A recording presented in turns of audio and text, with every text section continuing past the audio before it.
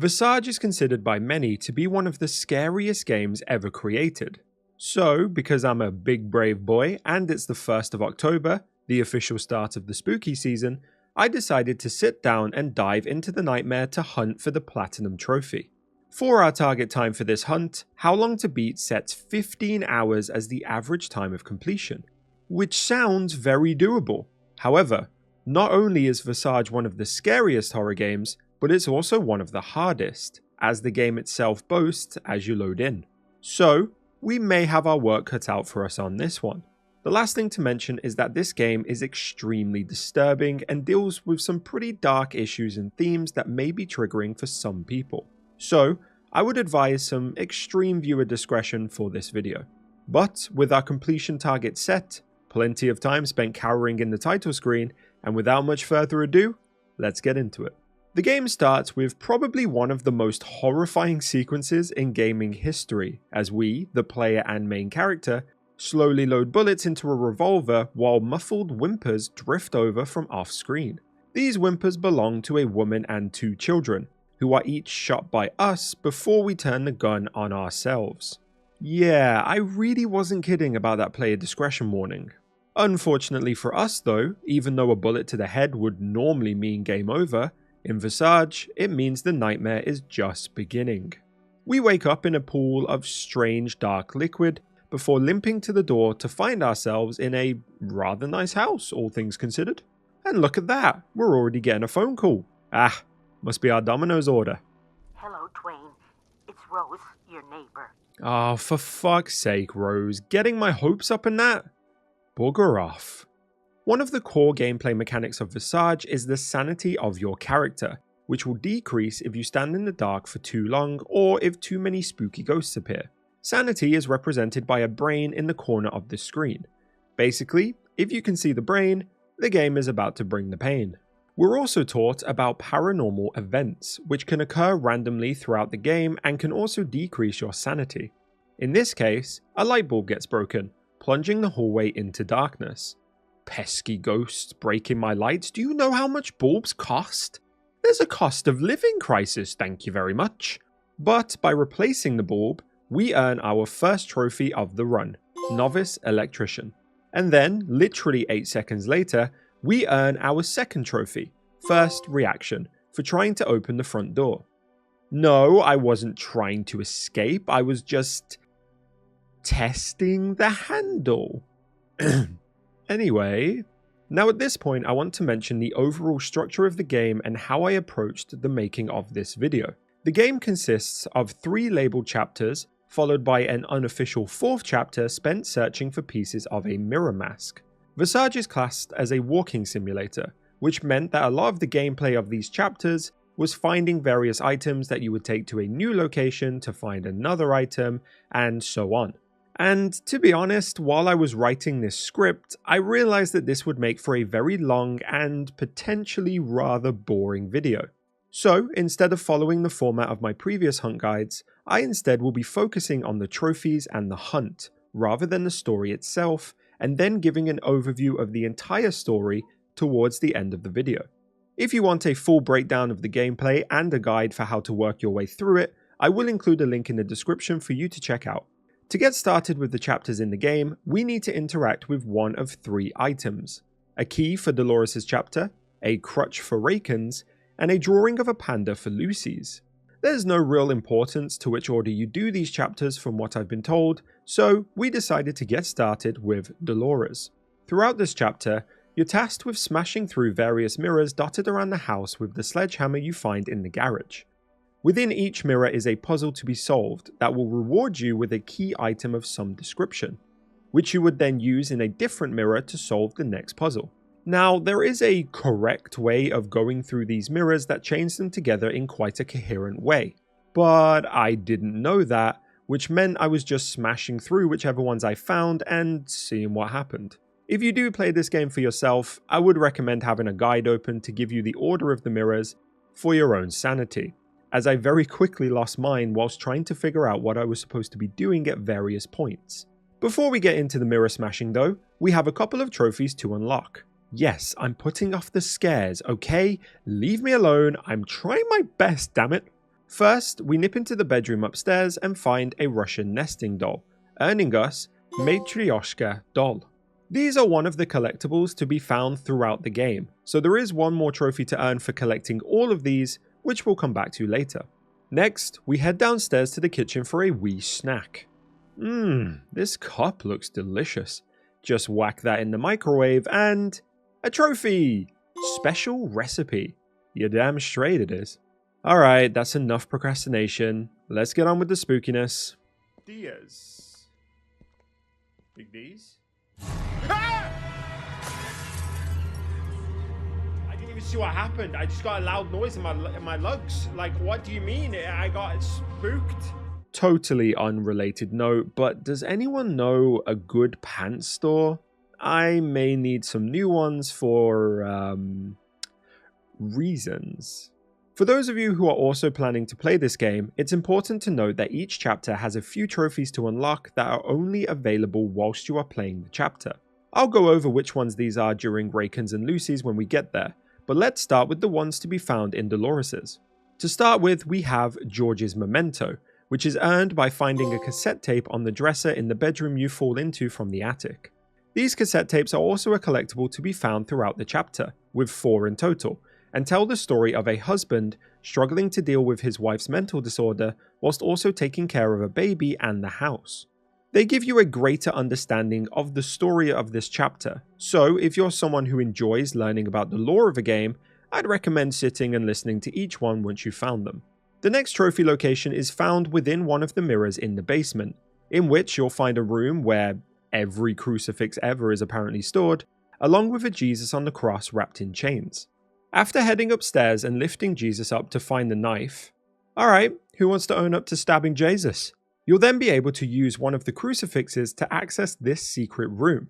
Inside, you'll find a shotgun. Oh hell yeah, Dolores is about to get royally Damn it. The next trophy we unlock is for finding the 4th and final cassette tape, earning us George's Memento Master. These tapes are pretty hard to miss if you're someone who naturally explores while playing games, but for those of you who are worried about missing one, honestly it's as simple as just checking the surfaces around you and checking in drawers every now and then. I was actually surprised at how quickly I found each one, as it wasn't something I was consciously hunting for. Whilst exploring the house during our objectives, we also stumbled upon a comic book page hidden in the drawer of a storeroom, unlocking The Neighbors. Similar to the cassette tapes, there are a total of 4 of these to be found, but they're not exclusive to any of the chapters, so we'll come back to those later. The final potential missable trophy to be found in Dolores's chapter is Smile. To earn this, you need to head upstairs to the attic and simply interact with this smiley face on a piece of paper. Ironically, I earned this trophy at a time during my playthrough where I was thoroughly tilted with my lack of progress. So as you can see, I was thrilled with being told to smile. Alright, let's jump back into the story for a second. The final goal of smashing through the mirrors and solving the puzzles within is to find a baby to give back to Dolores, who has apparently misplaced hers. Along the way, you'll find 5 mobile toys which need to be hung above the crib in the bedroom, with the final one being given to you by Dolores in exchange for the baby. Remember earlier when I recommended having a guide open if you're planning to tackle this hunt? Yeah, that's because I spent the best part of an hour aimlessly wandering around this house between puzzles, trying to figure out what the hell I was supposed to do next.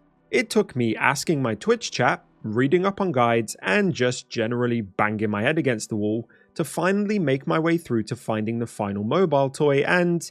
Wait, there are supposed to be 5. Why are there only 4? I've completed all of the mirrors and puzzles, so... Oh, for fuck... Alright, time for me to own up to a bit of a smooth brain moment.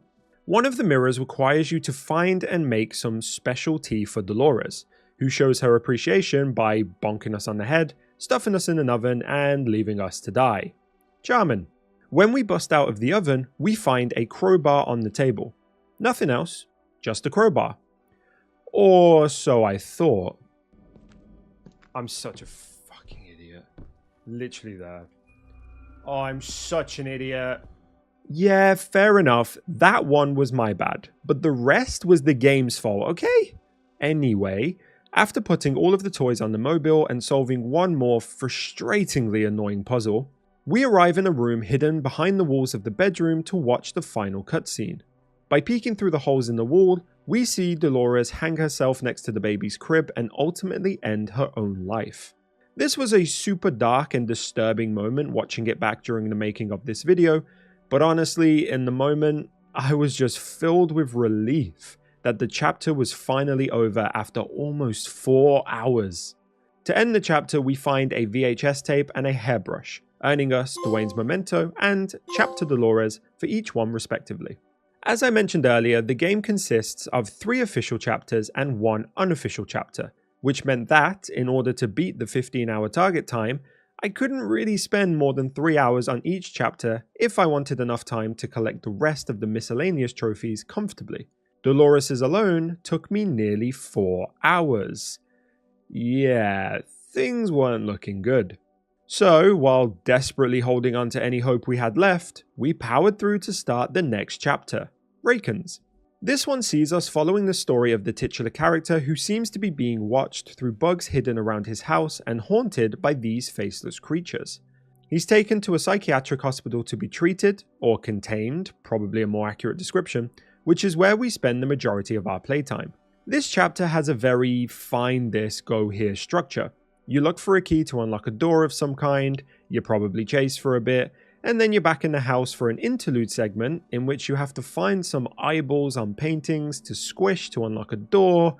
Honestly, at this point, I'm not questioning anything anymore. And then the process repeats. This is a very common trope found within horror games, especially indie ones or those classed as walking simulators. But, in my opinion, it does leave this chapter feeling a bit devoid of any real flow or coherence, especially when played straight after Dolores, which felt much more interactive and involved.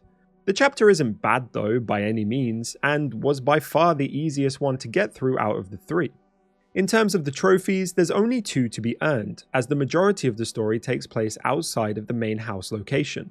The first can be found through a bit of exploring after you've creeped past these I Am Legend looking things for the first time. By listening to a recorded tape which talks about Raken's psychology from the point of view of one of his doctors, we earn Psychological Evaluation. This trophy is missable, and requires you to play through the entire chapter again if you don't get it the first time, so it's worth taking a moment to search for it. The second trophy is earned by simply completing the chapter. Once you've made your way through the hospital a few times, you reach this cutscene, in which it seems that Raken has finally proven that someone is watching him, despite everyone calling him crazy, and knows how to stop them. Unfortunately, a mysterious figure appears in the doorway of his room and locks him in, where it is assumed that he's left to die. Nice and cheery. To end the chapter, we take this eyeball out of a door, because finders keepers, and hop back into the house through a hole in the floor, earning us Chapter Raken.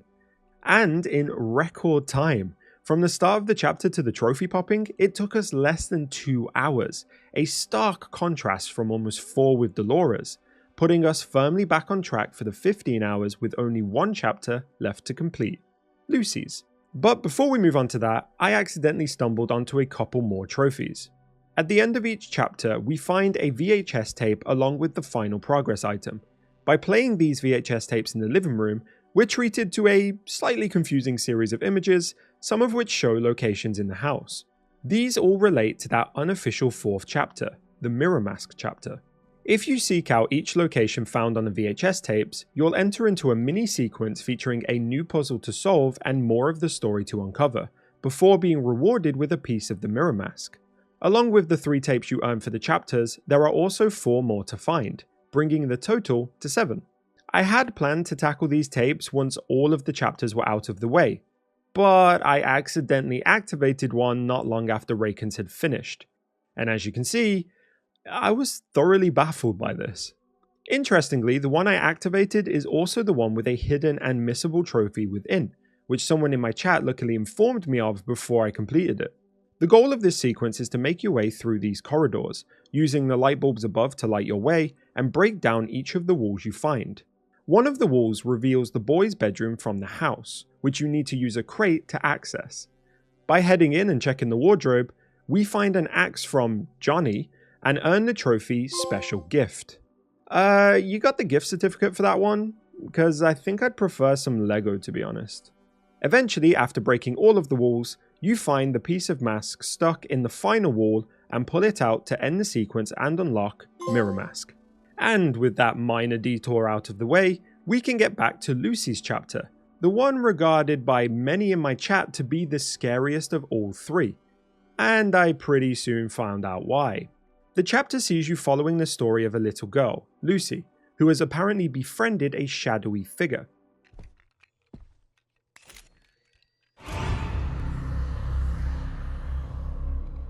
Son of a bitch. No boys allowed, apparently. Throughout the chapter, all of the lights around the house are deactivated, leaving you with a camera which you can flash to find your way around and to scare off the monster. And I'm sure you can now see why this one is regarded as the scariest. Now when it comes to the trophies, there aren't any specific ones that you need to unlock here, but there are 3 of the Matryoshka dolls hidden throughout the chapter, which you need for the Matryoshka Dolls Master Trophy. Unfortunately, I didn't realize this during my first playthrough until I had finished, by which point it was already too late to go back and get them, so more on that later. That leaves just one to find, which we'll unlock by completing the chapter. The gameplay was basically what we had come to expect from the game, finding various items which we take somewhere else in order to unlock the next portion of the story. There are some really cool sequences, such as this one where we have to creep past Lucy in the dark to access a door, largely thanks to the inclusion of the camera as a mechanic. However, this chapter was also the one in which I reached maximum tilt, thanks to one of the final tasks. After being locked in the bathroom, the bath starts to fill with water. But nothing else happens and I couldn't do anything in the room. Apparently, the game requires you to literally stand there for 10 minutes waiting for this bath to fill up before allowing you to climb in and access the next cutscene. I have no idea if there was something I needed to do to speed this along, but I was trying literally everything to no avail. We see Lucy's parents discussing and subsequently arguing over her behavior after she's murdered the family bird. They try to get her psychiatric help, but nothing seems to work, and Lucy's mental state and relationship with her parents worsens, which we know is due to the shadowy figure haunting her. Eventually, this culminates in Lucy locking herself in the bathroom and tearing off her own jaw. Why are you giving it to me? I don't want it. We then find the jaw again in the sink and unlock the final trophy for doing so, Chapter Lucy. Similarly to Raken's chapter, Lucy's took us less than 2 hours, putting us at just under 7.5 hours on the clock with all of the chapters completed. Well below the 9 hours I estimated for this task, which we love to see. With the chapters done and dusted, the only thing left to do to complete the story was hunt down each piece of the mirror mask. But before we dive into that, I knew of a few more trophies I could easily grab now that I had free roam of the house. The first was Dance Dance. We find a key in the sink where we found Lucy's jaw and use it to unlock the safe that had been bugging me throughout my playthrough. Inside is a note with Room 302 and Basement written on it. We head down to the basement to find said room and this happens.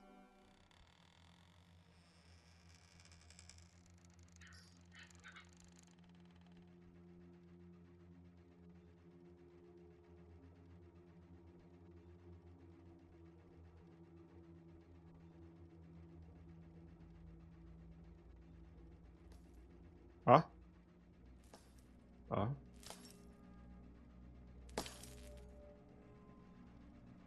I can't move.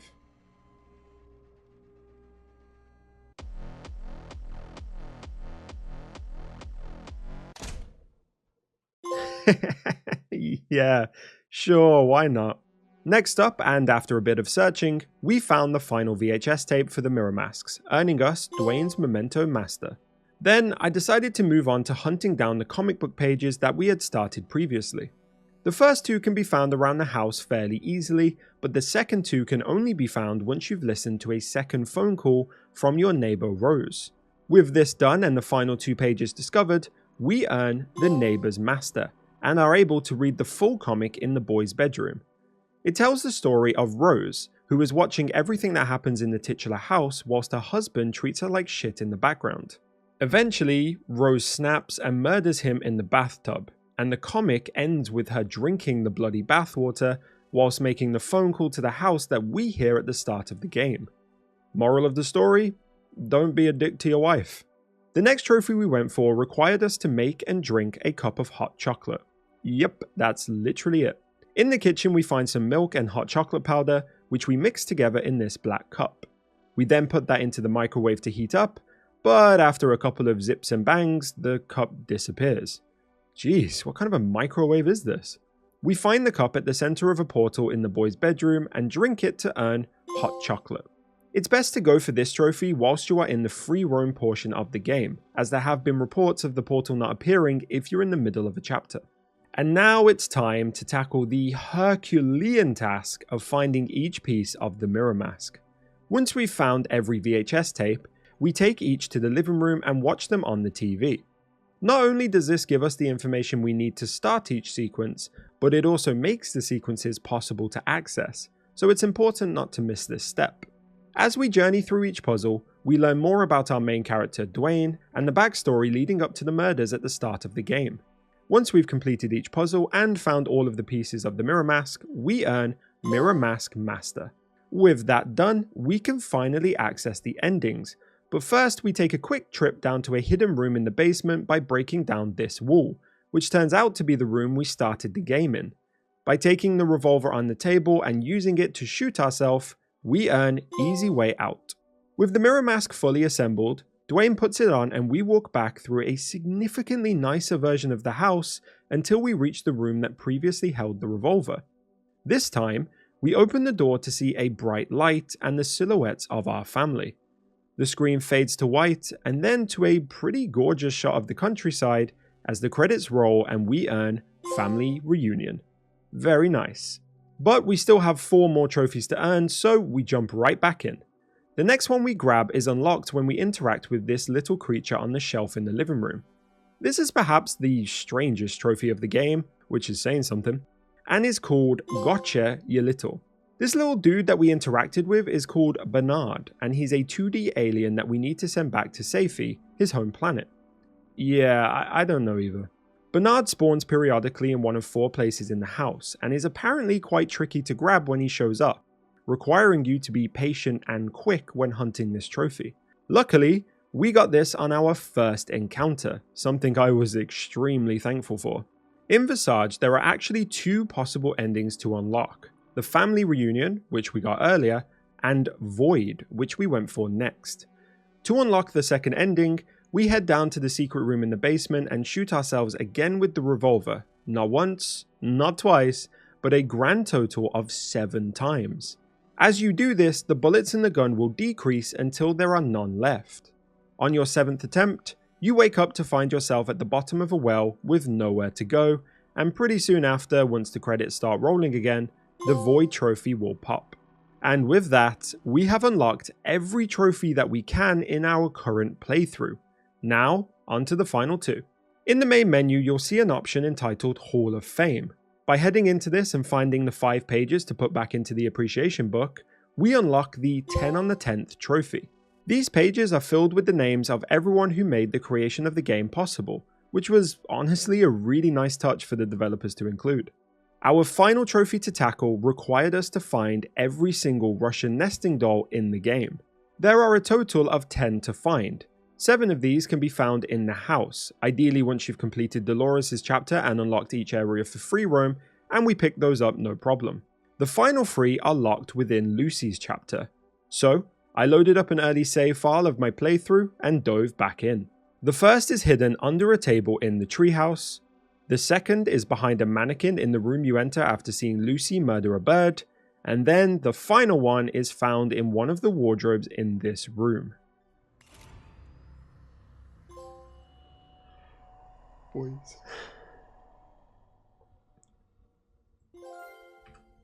It did it! We're over! Woo! Honestly, after sinking almost 4 hours into the first chapter, I was pretty worried that Visage would be the first game I would fail to beat in the allotted time. But our gamer skills prevailed and we finished the run in a grand total of 11 hours, 13 minutes and 20 seconds. Another trophy speedrun completed.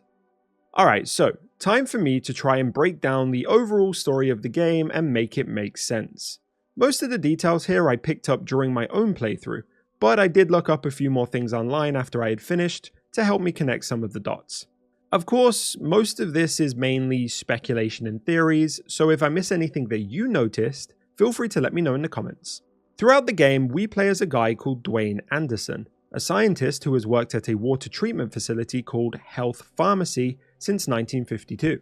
Throughout this time, he would take part in experiments involving administering experimental drugs, likely LSD due to the time period, to patients experiencing mental disorders.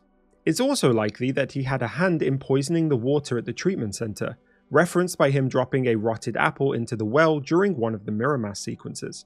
After moving into the titular house that we explore in the game, Dwayne started experiencing depression, likely due to the guilt of his actions, with his symptoms worsening until he resorts to drinking and taking drugs to make himself feel better. In doing so, he begins to neglect his role as a husband and a father in the household. This eventually culminates with him murdering his family and committing suicide, which is where we join him. At this point, Dwayne is well and truly dead, and our gameplay takes place in his purgatory, with him moving around the house as a ghost and being haunted by his past and the decisions he's made in his life. This brings us on to the chapters that we play through and the main characters that we meet. Although they're all very different in narrative and gameplay, one common thread runs between them. Each of the characters were taking drugs to try and alleviate their symptoms, something which just made things ultimately worse and led to each of their deaths. The first to live in the house was Lucy, who moved in sometime before 1961. When she started exhibiting strange and dangerous behavior, such as biting the head off her pet bird, a doctor prescribed her with an injectable medication. Unfortunately, this worsened her condition, giving her hallucinations and making her imaginary friend even more real in her mind, until she eventually commits suicide. In 1962, our second character, Dolores, and her husband moved into the house with their baby. By listening to the cassette tapes, we learn that Dolores suffered from schizophrenia and was prescribed medication by her doctors. Again, these just worsened her condition, causing episodes of anxiety, paranoia, dementia, and bipolar disorder, as well as fits of violent rages that led to her murdering her husband by stabbing him with 7 knives in his study. In the end, she too commits suicide. Finally, we have Raken, who moved into the house sometime after Dolores. For reasons unknown, he developed the condition of scopophobia, which is the extreme fear of being looked at or seen. He also developed severe paranoia and would hallucinate, seeing visions of faceless beings and becoming convinced that someone was bugging his house and watching him. After attempting to shoot at one of these apparitions, he's admitted to a psychiatric hospital, where, you guessed it, the medicinal prescriptions only serve to worsen his mental state. He starts lashing out at the staff and attempting to escape, ultimately jumping out of a window and breaking his legs, which is why we see him using crutches later on. Eventually, Raken is deemed to have recovered from his illness and is released from the hospital. However, when he finds undeniable proof that he's being watched, he's locked in a room and left to die. The theory with each of these chapters is that Dwayne could have had a hand in the demise of each of these characters through the administering of the drugs that were supposed to treat their conditions. Therefore, the reliving of their stories and the hauntings he experiences from each could be a form of punishment that he's receiving in purgatory. Either that or they're not connected to him directly, but the nature of their stories reminds him of his past mistakes. The only other character unaccounted for is the oily apparition who appears most prominently during Raken's chapter. We learn through the name tags that we find that this is Lewis Taylor, but the rest of his story is unclear. There's a theory posted on Reddit from RazorSharp666 that Lewis was a colleague of Dwayne's at the water treatment center who discovered what he was up to, leading to Dwayne drowning and killing him. This is most prominently supported during the mirror mask sequence of Dwayne throwing a rotting apple into a well, representing his poisoning of the water, before Lewis jumps up and pulls him in. Again, it's all a theory, but to be fair, I like how this one plays out. Then we get on to the endings of the game. In Void, Dwayne, presumably pushed to the limit by the reality of his purgatory, attempts to kill himself over and over again to no avail. Eventually, when he's run out of bullets, he wakes up at the bottom of a well, sentenced to exist in an eternity of nothingness. In Family Reunion, we as the audience are led to believe that we've experienced the good ending of the game.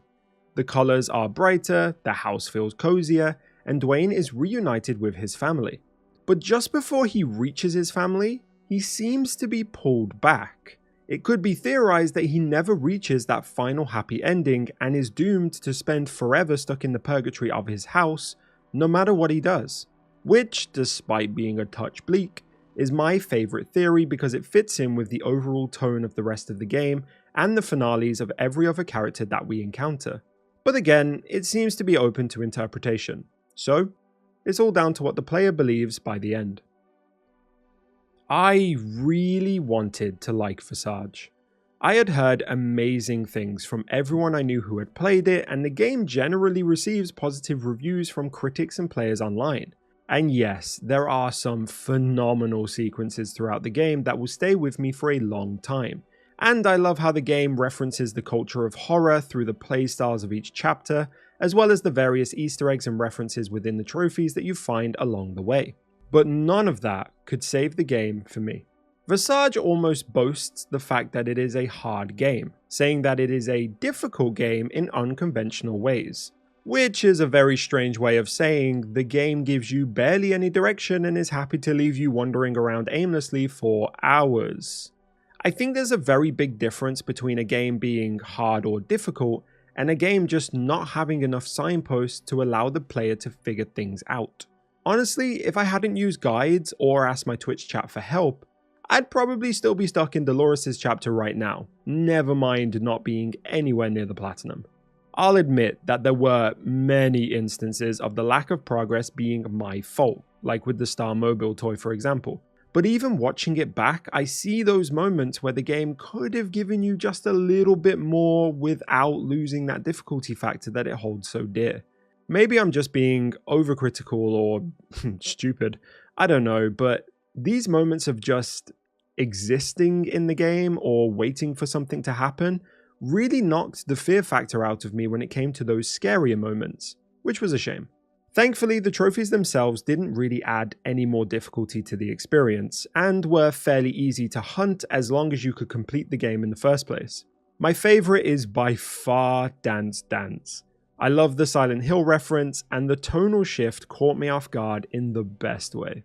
Would I recommend the game for you to try? Honestly, I'm torn. On one hand, I think it would be one of the best horror experiences available right now if you didn't get bogged down by the lack of direction.